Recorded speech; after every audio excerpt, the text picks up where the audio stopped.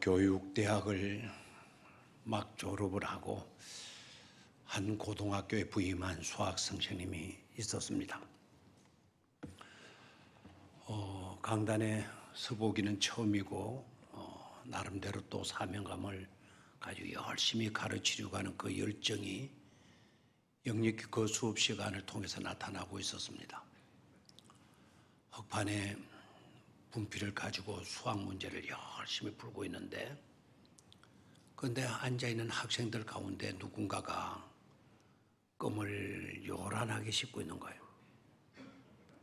그래서 선생님이 저러다가 조금 있으면 끝나겠지 생각을 하고 기다렸지만, 그런데 여전히 껌 소리가 계속 나니까 뒤를 돌아 껌 소리 나는 쪽을 바라보았어요.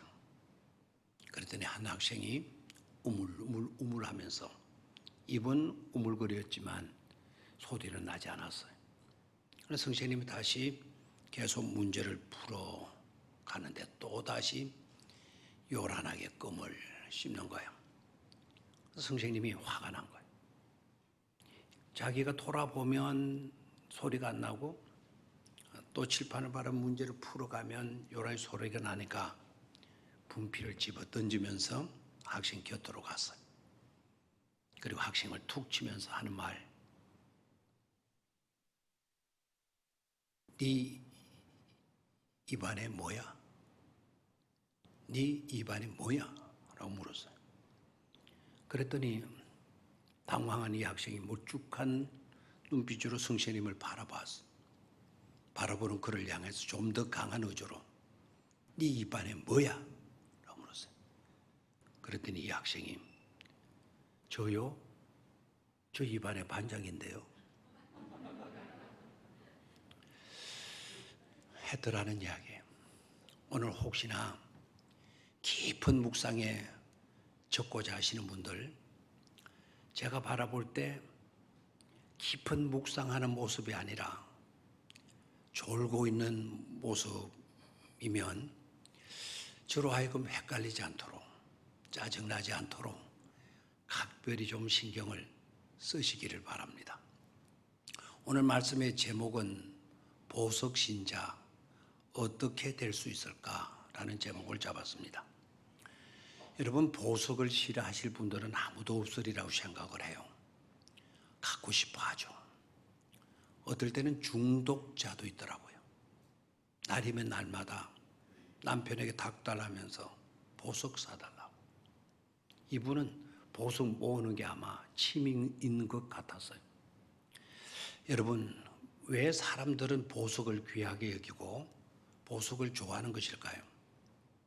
보석이라는 것은 시련을 통해서 만들어지기 때문에 그렇다고 합니다. 쉽게 만들어지거나 아니면 흔하게 늘려져 있는 것이라고 하면 보석이 될 수가 없겠죠. 보석의 종류가 총 몇 가지냐? 크게 보석의 종류는 세 가지로 구분 지을 수 있다고 합니다. 그럼 여러분들 가운데 무슨 소리야? 내가 알고 있는 보석만 해도 수십 가지가 넘는데 세 가지 종류의 보석이라고 그 말도 안 되는 소리를 하느냐고 이렇게 반문하실 분들도 있으리라 생각을 합니다. 보석이 생산되어지는 것으로, 보석이 생성되어지는 것으로 분류하게 될 때 세 종류의 보석으로 분류가 된다는 겁니다. 첫 번째는 땅에서 캐내는 보석이라는 거죠. 땅에서 생성되는 보석, 황금 같은 거, 다이아몬드 같은 거, 그리고 호박 같은 그런 보석들이 될 것입니다. 두 번째로는 하늘에서 떨어진 보석이라는 거예요. 하늘에서 떨어진 보석. 그럼 여러분들 또 의아하죠? 하늘에서 보석이 떨어지나? 이렇게 궁금증이 발동될 수도 있을 것입니다. 그런데 하늘에서도 보석이 떨어진대요. 얼마 전 뉴스 여러분 들으셨죠? 시골에 농사를 짓는 농부의 비닐하우스에 소나기 오는 날 뭐가 하나 똑 떨어졌는데 가서 보니 운석이 하나 떨어졌대요. 그 운석이 또 일반 보통 뭐 평범하게 볼 수 있는 그런 운석이 아니었던 모양입니다. 그걸 갖다 내놨더니 450억이 넘는 운석이었다고 합니다. 보물이라고 할 수 있지 않겠습니까? 세 번째 경우에는 바다에서 나오는 보석이라는 거죠. 여러분, 바다에서 나오는 보석은 어떤 보석이 있을까요? 진주죠. 아마 우리 성도님들도 이 진주를 많이 가지고 계시더라고요. 그런데 보석 가운데 살아있는 생명체에서 생성되는 보석은 딱 한 가지밖에 없대요. 딱 한 가지. 그 보석이 어느 보석인가 하니까 바로 진주라고 합니다. 그래서 여러분, 진주를 아무렇게나 여러분 끼고 다니서는 안 될 겁니다. 황금을 싫어하시는 분은 딱 한 분 우리나라에 계셨던 것 같아요. 황금을 보기를 돌같이 하라. 최영 장군인가 그분이 아마 그런 이야기를 한 것 같은데, 그분 말고는 다 어떤 보석이든지 간에 갖고 싶어 하죠. 남자들은 좀 덜 할는지 모르겠지만 여성들은 거의 아마 대다수 진주를 가지고 있는 것 같아요. 진주는 아비큘리데라고 하는 조개 속에서 만들어지는 것인데, 조개 몸 속에 모래알이 들어와서 상처를 입히게 되면 조개는 그 아픈 상처를 가슴에 품고 눈물로 몸부림치면서 그 상처와 씨름을 한다는 겁니다. 자기 몸에서 진액을 빼낸다는 거예요. 그 진액 이름이 나카라고 하는 그런 진액을 분비해서 그 상처를 덮고 조금씩 상처를 덮고 또 덮고 수백 번, 수천 번 덮고 해서 생성되는 것이 바로 진주라고 하는 겁니다. 어떤 것은 상처가 좀 적게 나가지고 작은 덩어리가 있고, 어떤 조개는 상처가 너무 커서 많은 진액, 낙하를 많이 뿜어내가지고 큰 덩어리로 형성되는 것도 있다고 합니다. 여러분, 작은 진주가 있고 큰 덩어리, 큰 진주가 바로 이 조개 속에서 생성이 되는데, 진주는 크면 클수록 값이 더욱더 비싸진다고 그러네요. 그럼 그 비싼 진주는 더 큰 상처와 씨름을 했다는 증거가 되겠죠. 그래서 진주는 아픔과 고통과 상처를 눈물로 견뎌낸 하나의 산물이라고 할 수가 있겠습니다. 그래서 영어로 진주를 펄스라고 하는데요.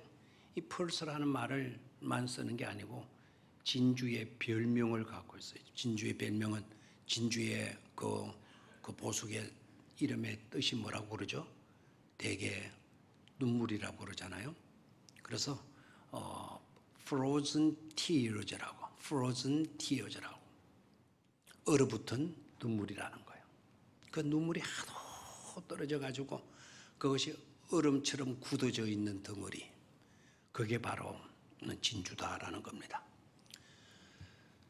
그런데 진주라고 해서 다 진주를 만들어내는 것은 아니라고 그래요. 모래알이 들어와서 상처를 냈다고 해서 그 조개가 진주를 만드느냐? 그게 아니라는 것입니다. 거의 대다수의 조개들은 그 모래로 인한 상처 때문에 삶을 포기하고 시들시들 하다가 결국 그대로 죽고 만다는 것입니다. 그러니까 조개 속에 모래알이 들어왔을 때는 조개는 두 가지 선택을 할 수밖에 없는 것이죠. 그 하나는 인내로 버티고 견딜 것이냐, 아니면 포기할 것인가. 인내로 버티고 견디는 것을 선택하면 그 진주는 진주를 만드는 진주조개가 되고, 그렇지 않으면 대다수 죽은 조개가 되어서 조개의 존재는 사라지고 없게 되는 것입니다. 어떤 조개가 될 것인가라는 것은 조개만의 중요한 선택의 문제만은 아닙니다. 어떤 조개가 될 것인가는 조개의 중요한 선택의 문제이겠지만 조개만의 선택의 문제가 아니라 오늘을 살아가고 있는 우리의 선택의 문제이기도 합니다. 우리에게도 살다 보면 뜻하지 않은 여러 종류의 모래알들이 들어와서 우리를 힘들게 하고 우리를 얼마나 고달프게 하고 우리를 몸부림치게 만들고 잠 못 들게 만들고 그리고 우리 마음에 상처를 얼마나 끼치는지 모릅니다. 이때 어떤 사람은 진주조개와 같이 인내하는 사람이 있어요. 잘 견디는 사람이 있어요. 그래서 값진 진주를 만들어서 보석 같은 그런 신자가 되는가 하면 어떤 사람들은 그 모래알로 인해서 원망하다가 불만하다가 절망에 빠져서 결국 무너지고 마는 그런 신자도 없잖아 안타깝게도 많이 있습니다. 자, 그렇다면 보석 신자가 되려면 어떻게 해야 되나? 아주 중요한 과제가 되겠죠. 자, 그렇다면 우리가 보석 신자가 되어야 되겠는데 보석 신자가 되려면 우리가 어떻게 해야 하나? 오늘 본문 속에서 그 해답을 반드시 찾고 돌아가실 수 있기를 바랍니다. 첫 번째 보석 신자가 되려면 첫 번째 온전히 기쁘게 여기라라는 겁니다. 한번 같이 읽어볼까요? 시작. 온전히 기쁘게 여기라. 다시 한 번 더요. 온전히 기쁘게 여기라. 아멘. 2절의 말씀입니다. 2절의 말씀을 봅니다. 내 형제들아, 너희가 여러 가지 시험을 당하거든 온전히 기쁘게 여겨라. 너희가 여러 가지 시험을 당하거든 온전히 기쁘게 여기라. 여러분 아멘을 하셨네요. 세 번역 성경으로 또 한번 보도록 하겠습니다. 세 번역 같이 보도록 합니다. 나의 형제 자매 여러분, 여러 가지 시험에 빠질 때에 그것을 더할 나위 없는 기쁨으로 생각하십시오. 여러 가지 시험에 빠질 때에 그것을 더할 나위 없는 기쁨으로 생각하십시오. 뜻밖의 말씀 아닙니까? 정말 이상하지 않습니까? 시험도 한두 가지 시험을 말하고 있잖아요. 여러 가지 시험이라고 말하고 있네요. 여기 시험이라고 하는 건 우리 공부해가지고 시험 치는 그런 시험이 아니에요. 트라이얼, 시련이에요. 고통이에요. 아픔이에요. 괴로움이에요. 그 여러 가지 고통스럽고 괴로운 그와 같은 일에 빠지게 될 때에 바로 그때에 그것을 뭐라고 얘기를 그랬어요? 더할 나위 없는, 이보다 더 기쁨이 없는 그런 기쁨으로 생각하라고 우리에게 권면을 하고 있습니다. 그것도 아까 개정 성경에서는 온전히 기쁨으로 여기라. 온전히 기쁨으로 여기라. 더할 나위 없는 기쁨으로가 아니고 온전히 기쁘게 여겨라. 온전히 기쁘게 여기라 라고 말씀하고 있어요. 방금 세 번역 성경에 더할 나위 없는 기쁨으로 여길 수 있어야 된다 이렇게 권면해요. 여러분 그럴 수 있단 말입니까?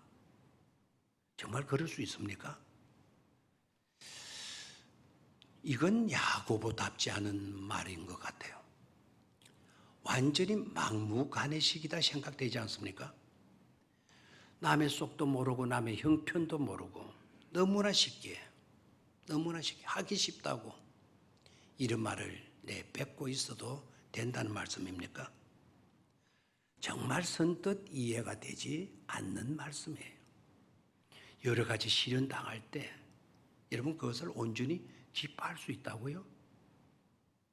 더할 나위 없는 기쁨으로 삼을 수 과연 있습니까? 그런데 그렇게 하라고 말씀을 하고 있어요. 자, 그렇다면 이제 잠시 좀 우리가 침착함을 잃지 말고 생각해 보도록 해야 합니다. 자, 이 말씀이 어느 교양서적에 나오는 말씀이 아니고 있습니다. 이 말씀이 어디에 나오고 있죠?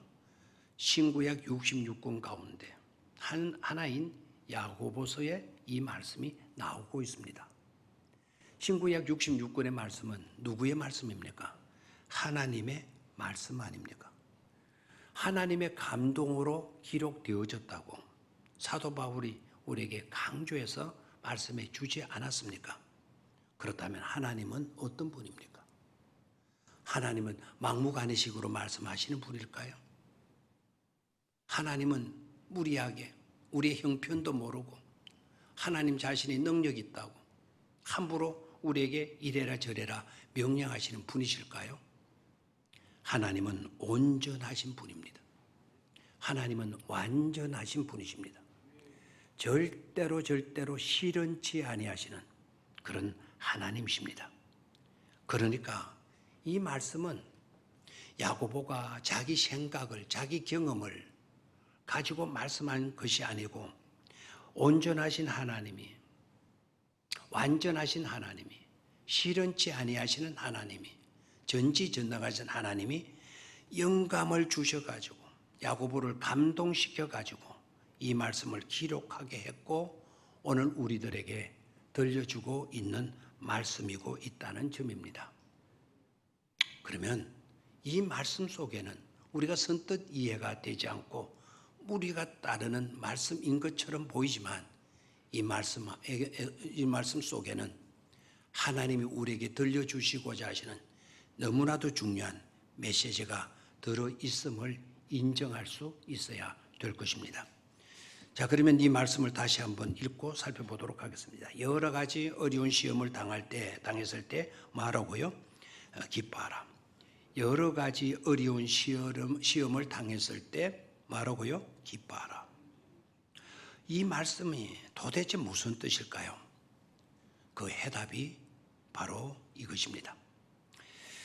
시련을 당하는 것, 우리가 고통을 당하는 것, 시련과 고통은 우리를 파멸시키는 조건이 아니라는 것입니다.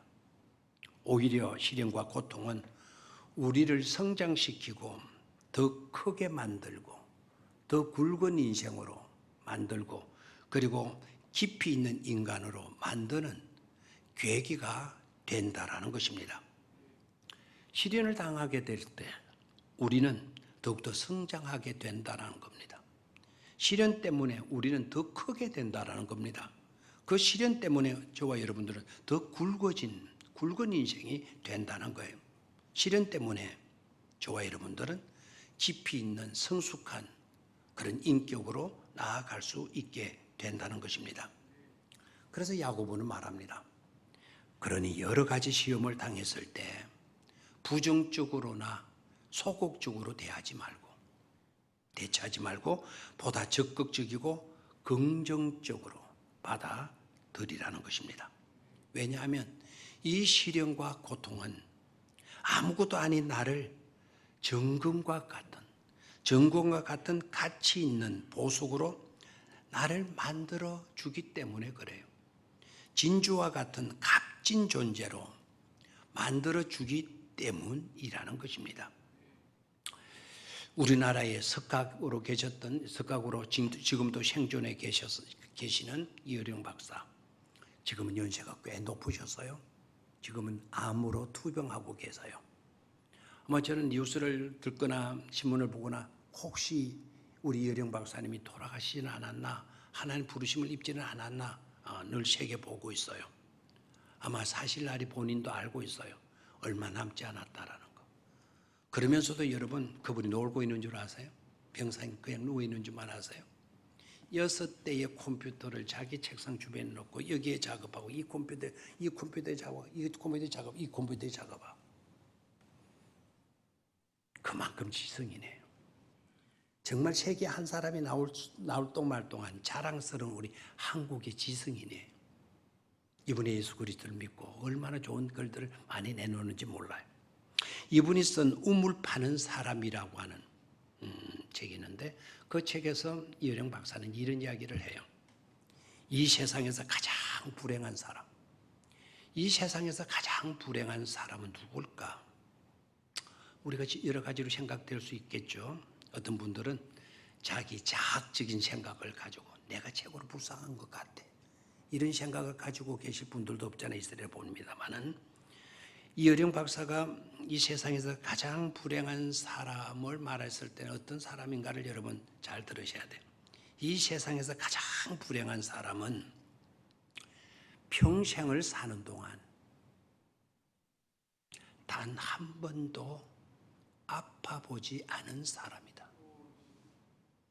이 세상에서 가장 불행한 사람은 평생을 사는 동안 한 번도 알아본 적이 없는 사람이다라고 말을 한 거예요. 여러분 어딘가 몸이 좋지 않습니까? 행복한 사람이고 있다는 거 아셔야 합니다.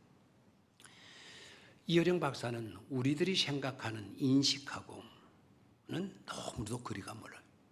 우리의 인식과는 인식의 차원을 달리하고 있는 것을 볼 수가 있습니다. 두 번째로 우리가 보석 신자가 되기 위해서 우리가 해야 될 일들, 우리에게 요구하는 근면의 내용이 뭡니까? 3절 4절에 나오고 있어요. 한번 따라 하십시오. 온전히 인내를 이루라. 다시 한번 큰 소리로 온전히 인내를 이루라. 시작. 온전히 인내를 이루라. 3절 4절의 내용인데요. 4절만 보도록 하겠어요. 4절을 같이 한번 읽습니다. 시작. 인내를 온전히 이루라. 이는 너희를 온전하고 구비하여 조금도 부족함이 없게 하려 함이라. 다시 한번 인내를 온전히 이루라.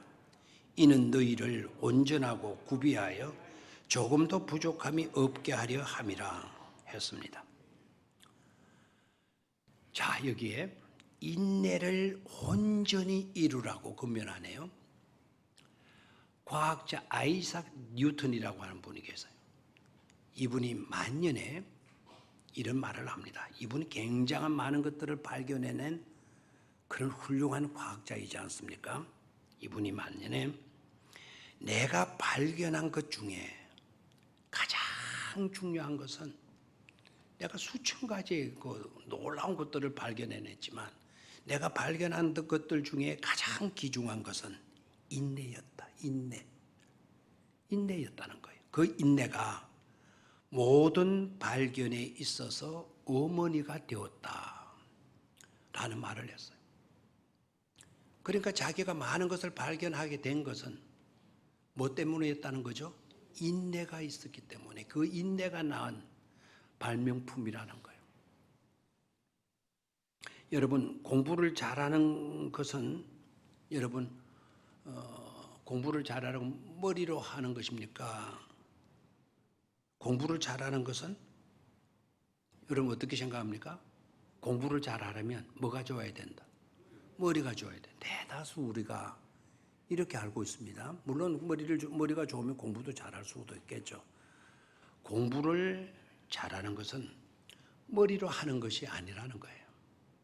공부를 잘하는 것은, 그 공부를 잘할 수 있는 비결은 머리에 있는 것이 아니라 엉덩이에 있다라고 해요. 엉덩이에. 무슨 말인지 아시겠죠?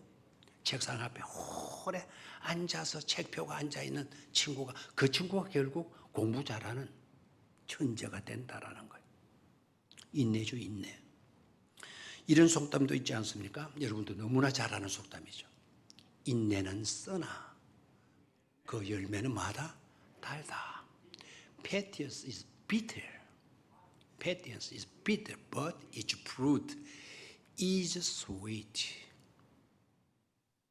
인내는 지독하게 쓰디쓴 것이지만, 그렇지만 그 열매는 sweet, 달콤하고 달다는 거예요.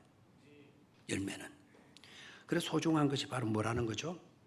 인내라는 거예요. 진주조개가 자기 몸속에 뜻하지 않은 모래가 들어왔을 때 인내하는 거예요. 참고 견디고 그 고통과 아픔의 시련을 끝까지 잘 견뎌낼 때 진주라는 보석을 만들어내듯이 말입니다. 여기서 우리는 명심하고 잊지 말아야 할 것이 있어요. 4절을 다시 한 번 더 읽습니다. 4절 시작. 인내를 온전히 이루라. 이는 너희로 온전하고 구비하여 조금도 부족함이 없게 하려 함이라. 여기서 우리가 새겨 들어야 할 세 단어가 있어요. 하나는 인내를 온전히 이루라라는 말씀이고, 그리고 너희로 온전하고 구비하여라고 하는 단어하고, 그 다음에 조금도 부족함이 없게 하려 함이다 라는 말을 우리는 좀 새겨서 봐야 합니다. 온전히 이루라라고 하는 이 말의 의미는 뭔가 하니까 끝까지 인내하라는 거예요. 끝까지 인내하라. 참다가 중간에 포기하거나 아니면 마지막 순간에 포기해버리고 말면 그동안의 모든 인내는 하나의 물거품이 수포가 되고 마는 것이죠. 그래서 사랑도 마찬가지고 인내도 마찬가지고 잘 참고 있다가 한순간에 삐그덕해 확 그냥 폭발해버렸어요. 지금까지 참아온 거는 아무 소용이 없게 되어져 버렸어요. 그래서 사랑도 여러분 중간에 하다가 그만두고 팽개치고 해도 되는 것이 아닙니다. 우리 주님은 우리를 사랑하시되 우리 보고 꼴 보기 싫다고, 나 더 이상 너 상대 안 하겠어, 나 너 더 이상 내가 너 만나지 않겠어, 이러지 않으셨어요. 죄인을 사랑하되 우리를 사랑하되, 우리 주님 어떻게 사랑하셨다고요? 끝까지 사랑하시니라. 우리를 녹이는 말씀 아닙니까? 끝까지 우리를 사랑하시니라. 인내도 마찬가지. 인내를 뭐라 그랬죠? 온전히 이루라. 끝까지 참고 견뎌내도록 하라는 말씀입니다. 두 번째, 구비하여. 너희로 온전하고 구비하여라고 했는데, 이 구비하여라고 하는 이 말은 헬라어로는 홀로크롤렌스예요. 홀로크롤렌스인데 이 말의 뜻은 뭔가 하니까 균형 잡힌, 골고루 갖춘, 그리고 건전한 사운드, 건전한 이런 의미를 갖고 있어요.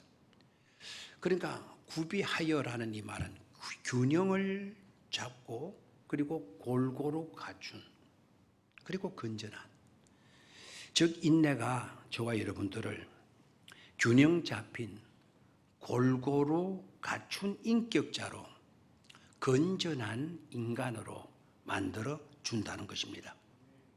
하고 보면 여러분, 어려운 시련에 대한 가장 강력한 무기가 바로 뭔가? 어려움을 당했을 때 우리가 가질 수 있는 가장 강력한 무기는 바로 인내라고 하는 것입니다. 이제는 더 못 참겠다. 이제는 완전히 가망이 없어져 버렸다. 이제는 더 기다릴 수 없다. 이제는 다 틀렸다. 이제 완전히 끝나버리고 말았어 라는 생각이 들 때, 바로 그때 귀 기울여 들어야 할 말씀이 있습니다. 귀 기울여 들어야 할 바로 그 말씀은 이것입니다. 인내를 온전히 이루라 라는 말씀입니다. 어려움에 부딪혔을 때 인내하기란 결코 쉽지 않습니다. 무거운 짐과 같아요. 그러나 알아야 할 것은 독수리에게 주어진 그 크나큰 날개가 독수리의 짐은 아니잖아요. 작은 돛담배에 붙어있는 그 돛도 결코 작은 돛담배의 크나큰 그 돛이 짐이 되지 않는 것 아닙니까? 독수리에게 붙어있는, 양쪽에 붙어있는 큰 날개는 짐이 아니라 그 날개가 하늘을 비상할 수 있도록, 하늘 높이 솟구쳐 날아오를 수 있도록 하는 도구가 되고, 돛담배에게 있어서 그 돛은 짐이 아니라 앞으로 나아가게 만들어주는 동력이 되듯이, 바로 인내가 바로 그렇다는 사실을 꼭 잊지 말기를 축원합니다.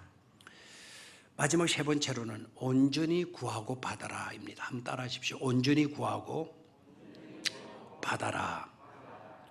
자, 세 가지로 지금 말씀드렸어요. 자, 마지막 온전히 구하고 받아라. 5절 말씀을 봅니다. 5절 말씀. 시작.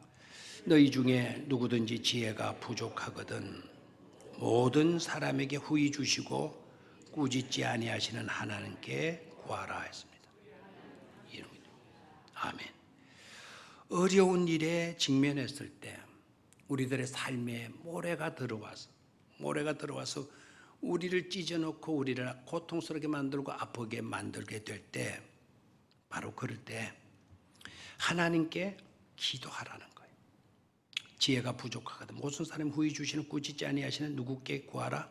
하나님께 구하라. 그리하면 만다 주시리라 말씀하셔요.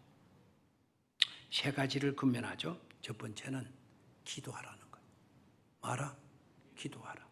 어떤 일을 당하든지 꼭 어려운 시련이 닥쳐올 때만 기도하라는 것 아니에요. 일상의 삶에서 우리는 뭐 할 수 있어야 된다? 기도할 수 있어야 돼요. 기도는 쉬어서는 안 되는 거예요. 기도는 영적 호흡입니다. 우리가 기도하지 못하면 우리의 영혼은 시들어져 갈 수밖에 없는 것이죠. 뿐만 아니라 기도는 하나님과의 대화예요. 하나님과의 소통이에요. 하나님과 소통하는 것, 하나님과 대화하는 것, 이건 엄청난 귀중한 것이죠. 그리고 그 소통을 통해서 우리가 하나님과 작전 계획을 의논하는 거예요. 이 어려움을 어떻게 풀어갈 것인지, 그것을 의논하는 것이 바로 기도입니다. 그래서 기도하라고 말씀을 하셔요. 두 번째는 지혜가 있어야 된다라는 겁니다. 기도해야 될 내용, 기도해야 할 내용, 바로 너희 중에 누구든지 지혜가 부족하거든 후히 주시고 꾸짖지 아니하시는 하나님께 말하 그랬나요? 구하라. 지혜를 구하라는 것입니다. 여러분, 지혜는 뭡니까? 지혜와 지식은 같은 점도 있지만 지혜와 지식은 다른 점이 더 커요. 공통된 점도 있지만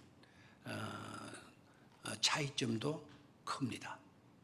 지식이라고 하는 것은 저와 여러분들이 노력해서 얻는 알을 가리켜서 지식이라고 그래요. 내가 책을 읽고 그 정보를 알았어. 텔레비전을 보고 저 동물이 저렇게 살아가는 이제 내가 알았어. 그 공부해서 내가 노력해서 내가 수고해서 터득하는 지식, 터득하는 것이 지식입니다. 내가 경험에서도 얻을 수 있는 것, 그건 지식입니다.